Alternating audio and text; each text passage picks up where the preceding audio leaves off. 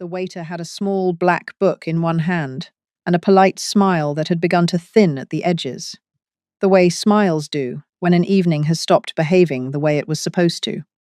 "Ma'am, I'm sorry to bother you. The party at table 14 mentioned you would be settling the check before they left. I just wanted to confirm before I close it out." I set down my coffee cup. I looked across the dining room toward table 14, which was empty now.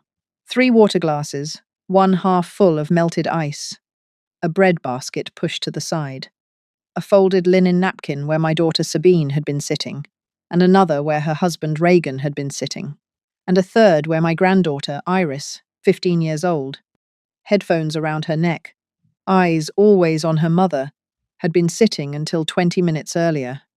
I had not been seated at table 14. I had been seated at table 6, by myself, reading a paperback I had brought from home because I was not sure how long the wait would be. When Sabine had texted me at 4:12 that afternoon and asked, "Mom, can you meet us at Callaway's at 6? Reagan got a promotion and we want to celebrate as a family," I had said yes. I had taken the bus. I had arrived at 5:58. The hostess had looked confused and said, "Whitlock, party of 3, already seated, ma'am." I had smiled. I had said, "I'm meeting them. I must be the 4th. The hostess had looked at her tablet. She had said, very politely, "I'm sorry, the reservation is for 3. Would you like to join their table or be seated separately?" I had stood in the lobby for a moment. Callaway's was a tasting menu restaurant with an 8-course prefix and a wine pairing that doubled the price. I had been there once, with my late husband Forrest, in 2011, on our 40th anniversary. The chairs were leather. The bread was warm. The waiters wore vests. The hostess, whose name tag said Denise, had looked at me with the expression a young woman wears when she is about to do an older woman, a kindness without making a show of it. "Ma'am, would you like a small table to wait at? I can let your family know you've arrived." "That would be lovely, Denise. Thank you." She had seated me at table 6, near the window, with a glass of water and a small candle. She had walked across the dining room toward table 14 and spoken quietly to my daughter. Sabine had looked over at me. She had waved. She had not stood up. She had not come over. That was at 6:03. I had read 3 chapters of my paperback. I had ordered a cup of soup off the bar menu. The soup had been $7. I had eaten it slowly, the way a woman eats when she is pretending not to be the only person in a room who is alone. At 7:40, the waiter from table 14 had crossed the room and stopped at table 6. He had said, smiling, "Mrs. Whitlock, your family asked me to bring you a small dessert from their table. They wanted you to have a treat." He had set down a slice of dark chocolate cake on a white plate. I had thanked him. I had eaten 3 bites. The cake had been delicious. At 8:26, I had looked up from my book and noticed table 14 was empty. At 8:31, the waiter had crossed the room with the polite, thinning smile and the small black book. Now, at 8:33, I was looking at him with my hands folded in my lap. "The waiter's name tag," said Marco. He had brown hair and tired eyes and the careful patience of a man who had worked Saturday nights for at least 10 years. "Marco, may I see the bill, please?" "Of course." He set the leather folder on my table. I opened it. The total was $3,418. The wine line read, Domaine Le Flaive Pouligny Montrachet, 1 heure. Cru, $2,018,680. The amuse-bouche line read, Caviar service, $240. The entree line read, Wagyu, a 5-tasting flight, 3 portions, $1,050. The dessert line read, Tasting menu finale, all selections, $260. The chocolate cake on my table was on the bill at $14.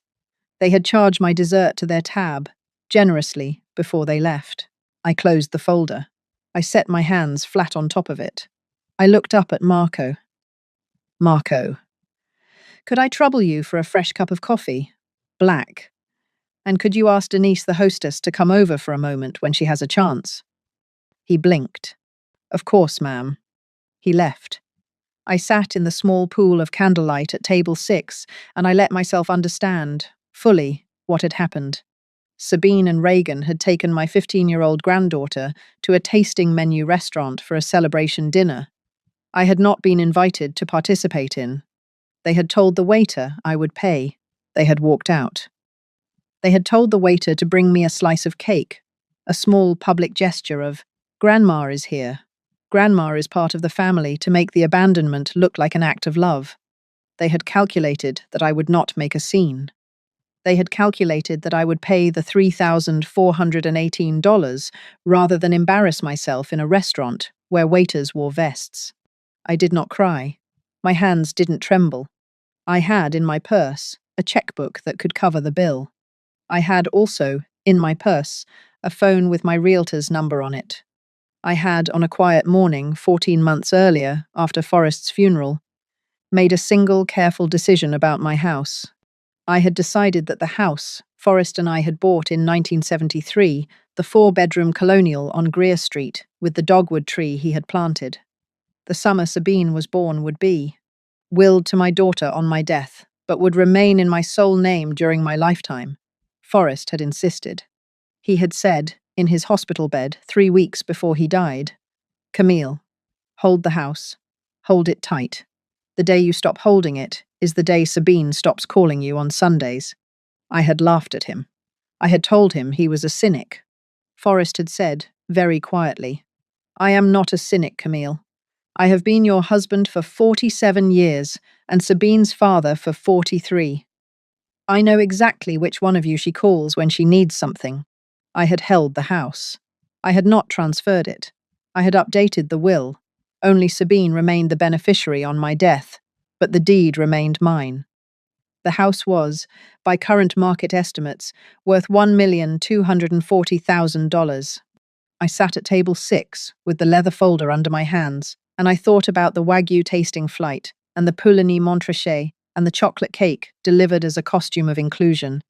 And I thought about what Forrest would say if he were sitting across from me right now. Forrest would say, "Camille, list it." Marco returned with the coffee. Denise, the hostess, walked over a moment later. She had the careful eyes of a woman who had seen the situation unfold from across the room and had been waiting to see what kind of evening I was going to choose to have. "Mrs. Whitlock, Marco said you'd like to speak with me." "Denise, sit down for 1 minute if you can." She glanced at Marco. He nodded. She sat. "Denise, I am going to pay this bill in full. I want that to be clear. I am not going to dispute it. I am not going to cause any difficulty for you or for Marco. I will pay it tonight, and I will tip Marco generously because he is not the person who arranged this evening." "Ma'am, I am not finished. Before I do that, I would like to ask you one favor. Could you provide me with a printed copy of the reservation as it was made, including the time of the booking, the name on the reservation, and the credit card on file?" Denise hesitated, just briefly. "Mrs. Whitlock, the reservation was booked online by Sabine Whitlock Granger at 3:47 this afternoon for a party of 3. The credit card on file is," she touched her tablet, "it is your credit card." I let that sit for a moment. "Denise, yes, my credit card." "Yes, ma'am, the card on file matches your name." "Could I see the card number on the reservation?" She turned the tablet toward me. The last 4 digits were 7,042. That was Forrest's old American Express, a card that had been cancelled in 2022. A card that should not, by any reasonable interpretation of the world, still be active in any reservation system anywhere. But it had been entered today, by my daughter, to make the reservation she had not invited me to. Denise watched my face. "Ma'am, the card was declined when we ran it for pre-authorization at 6 p.m. Your daughter said you would settle in person. We took her at her word because she said you were on your way." "Yes. Mrs. Whitlock, I am very sorry." "Denise, you have nothing to apologize for. You have done your job beautifully tonight. Please send a copy of the reservation details to my email." I will write it down for you. I wrote my email on a napkin. She took it. She squeezed my hand once before she stood up. I paid the bill with my own card. I tipped Marco $400. I left a $100 handwritten note for the kitchen, for the team that worked tonight. I walked out of Callaway's at 9:11, to the cool October air. I called my realtor from the curb. Her name was Genevieve Holst. She had sold 3 houses on my street. She picked up on the third ring, even though it was a Saturday night, because Genevieve and I had been friends since 1994. Camille, what's wrong? Genevieve, I'd like you to list the house. A pause. Camille, Greer Street. Yes. Your house. Yes. When? Now. This week. Tomorrow, if possible. Quiet listing. No yard sign. I want a CMA on my desk by Tuesday morning and a private showing scheduled for next Saturday. Can you do that? Camille, are you all right? Genevieve, I am perfectly all right. I will explain at lunch on Monday. For now, I just need you to do the thing. Camille, yes. Forrest told me, at his retirement party in 2009, that if you ever called me on a Saturday night and used the word list, I should not ask questions. I should just file. I closed my eyes. He told you that? He did, Camille. I have been waiting 15 years. Genevieve. Yes. File. Filing now. I hung up. I took the bus home. I sat by the window. I did not cry. The streetlights moved across my face, and I watched my own reflection in the dark glass, and I thought, Forrest, you were right about everything. I did not sleep that night. I sat at my kitchen table with a cup of tea in the mug Forrest had bought me in Edinburgh in 1991, and I let myself remember. Not everything. Just the parts I had been training myself not to look at directly for the last 14 months. The funeral, of course. Sabine had given the eulogy, 9 minutes long. She had thanked Reagan's parents for being a second set of parents to me when I needed them. Forrest had been in the ground for 42 minutes by the time she finished speaking. She had not mentioned my name once. The Christmas after, I had hosted. I had bought the goose. I had set the table for 9. Sabine had arrived 2 hours late with a tray of cookies from a bakery, and the announcement that they could not stay for dinner because Iris had a commitment. Iris had rolled her eyes and looked at me apologetically. They had been gone by 4:30. I had eaten the goose alone. The summer of last year, Iris had asked if she could come stay with me for a week, just to read books and sleep in the back bedroom and have your blueberry pancakes. Sabine had called me the next morning and cancelled. Mum, Iris doesn't really know what she wants. She has summer programs. We need her here. Iris had texted me that afternoon. Grandma, I'm sorry. I tried. The day in March, when Sabine had asked, on the phone, in the polite voice she used for things she had been planning for a while, Mom, have you thought about putting the house in my name? Just for estate planning. Reagan's accountant says it could save us a lot in taxes when you know eventually. I had said, I'll think about it, sweetheart. I had not thought about it. I had simply not raised the topic again. Sabine had not raised it again either, until the handoff had been quietly assumed by both of us. The way assumptions are quietly assumed, when one party is too polite to say no, and the other is too patient to say yes again. The dinner 6 weeks ago, when Reagan had said, casually, over wine, Camille, we should really get you set up with a financial advisor. Someone who can help you think about the future. I had laughed. I had said, I had a financial advisor. Reagan had said, oh? Who? I had said, his name is Marshall. Reagan had said, is he young? You want someone young these days, with the new tax laws. Marshall is 78 years old. He has been my advisor for 26 years. He had been Forrest's friend before he was my advisor. I had said, Marshall is exactly the age I need him to be. Reagan had smiled the way men smile when they are filing away a future conversation. Tonight at Callaway's was that future conversation. I had simply attended it without realizing I had been put on the agenda. Genevieve called me on Sunday morning at 8:14. Camille, I have the CMA. Your house in current condition will list at 1.28. I have 3 buyers in mind already.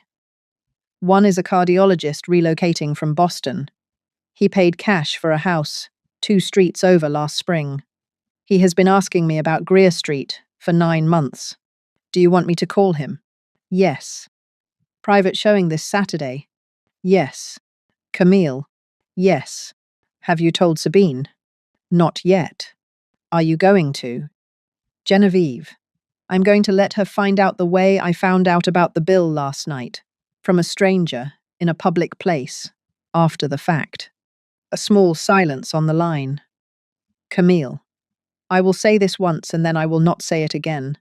I think Forrest is laughing somewhere. He always did appreciate good timing, Genevieve. We hung up. I made coffee. I sat at my kitchen window. The dogwood Forrest had planted the summer Sabine was born was bare now. October had stripped it. The branches were bare and dark against the grey morning sky. I thought, I will miss this tree. Then I thought, no. I will plant another one, somewhere I can see it, in a place where the people who eat dinner with me are the people who eat dinner with me. Sabine did not call me on Sunday. She did not call me on Monday. She did not call me on Tuesday. On Wednesday morning at 10:47, she called me. I let it go to voicemail. Mom, listen, I am sorry I haven't called since Saturday. Reagan and I have been swamped. Listen, the credit card company called. They said someone tried to charge anyway. It must have been a hold or a system error or something. Could you give me a call when you have a chance? Love you. She had not yet realized that the bill had cleared. Callaway's had charged my actual card. The Forrest card had been declined at pre-authorization. Sabine still believed her trick had worked, that I had paid in some confused state and not noticed, or had not paid at all, and the restaurant had absorbed it. She was, in her way, asking for a status update on her own scam. I did not call her back. The private showing happened on Saturday. The cardiologist offered $1,290,000 on Sunday morning. Cash. 45-day close. He wanted the dogwood preserved. I said yes. I signed the offer at Genevieve's kitchen table at 11:32. On Sunday, October the 22nd, exactly 2 weeks after Callaway's. I did not tell Sabine. I did not need to. Marshall called me on Wednesday afternoon. He had heard from Genevieve, who had told him because she knew I would want him to know. Camille. Marshall. You sold the house. I did. Tell me what you want to do with the money. We talked for an hour. I had thought about it carefully on the drive home from Genevieve's the previous Sunday.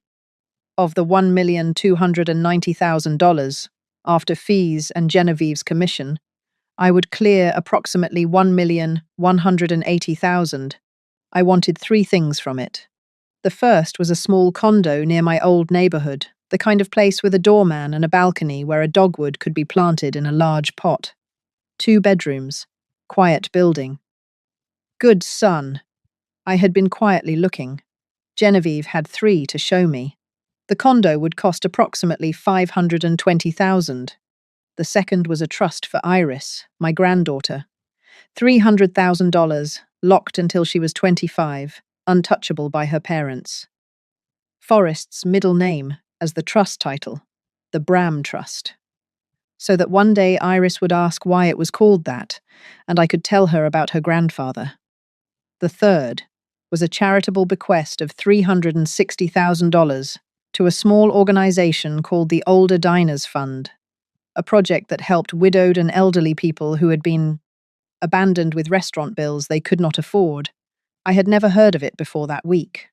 Marshall had told me about it on Tuesday, in passing, as a story he had read in the newspaper. The fund had been started by a woman in Sacramento whose mother had been left at a Denny's with a $40 bill she could not pay. $40. $3,418. It is, I have realized, the same wound at a different scale. Marshall drafted the bequest. I signed it on Friday. By the close of business on Friday, October the 27th, I had a signed offer on the house at Greer Street, a pending purchase on a two-bedroom condo with a balcony, a trust in Iris's name that her parents could not touch, a $360,000 bequest to the Older Diners Fund, a revised will that no longer made Sabine the residuary beneficiary of anything I owned. Sabine still believed her credit card trick had worked. She found out on Saturday. She found out because the for sale sold sign went up on Greer Street that afternoon. Genevieve had asked me whether I wanted a sign at all. I had said yes. Just for 2 days, Genevieve, so the neighbours stopped wondering. I was not living at Greer Street anymore. I had been at the condo since Wednesday. The new owners would close on November the 22nd. Sabine called me at 4:09 p.m. on Saturday. The sign had been up for 90 minutes. I picked up. "Hi, sweetheart." Mom, I just drove past the house. There's a sign. There's a sold sign. What is happening?" "I sold the house, sweetheart." "What do you mean you sold the house? When did you? How? When did this happen?" 2 weeks ago. I signed the offer the day after Iris's school's homecoming game. Closing is November 22nd. I have already moved into a condo. I will text you the address when I am ready for visitors. Mom, that house was supposed to. Mom, that house was going to come to me. It was, sweetheart, on my death. It is not coming to you now, because I have sold it during my lifetime. You can't, Mom. You cannot just. Sabine. What? 2 weeks ago, you and Reagan took Iris to a tasting menu at Callaway's. You used Dad's old expired credit card to make the reservation. You told the waiter I would settle the check. You sent me a piece of cake to my table, where you did not invite me to sit. You walked out at 8:26. The bill was $3,418. I paid it, with my real card, the one your father did not leave behind. The silence on the line was long. Mom. I didn't, Mom. That was a misunderstanding. The credit card was a mistake. The waiter was supposed to. Sabine. Stop. She stopped. I am not interested in the version of events you have prepared for this conversation. I am interested in telling you what is going to happen next, and I would like you to listen without arranging your face. Mom. You are still my daughter. I love you. Iris is still my granddaughter. I love her. The trust I have set up for her cannot be touched by you or by Reagan. It exists in her name alone. She will receive it at 25. Until then, she may visit me at the condo any Saturday she chooses, through the front door. Without asking permission, the doorman has been instructed. Mom. The proceeds from the house, after the condo and the trust, have been bequeathed to a charitable fund that pays the restaurant bills of older people who have been abandoned with checks they cannot afford. The fund is called the Older Diners Fund. I gave them $360,000. I want you to know that. I want you to remember it every time you take Iris to a restaurant for the rest of your life. She did not speak for a long time. Then, very quietly, Mom, I am so sorry. Sabine. Yes, I know. I let that sit. Sweetheart, here is the thing. Sorry is the easiest word in the English language. It is a word that takes 1 second to say. The hard word is, I will not do that again. And the harder word is, I will tell my husband I cannot do that again. And the hardest word is, I will tell my mother in advance, the next time we plan a celebration. When you can say all 3 of those words to me, in that order, we will go to dinner together. I will pay, with my own card, and I will be seated at the table. She started to cry. Mom. Yes. I love you. I love you too, Sabine. That is exactly why this is the conversation we are having.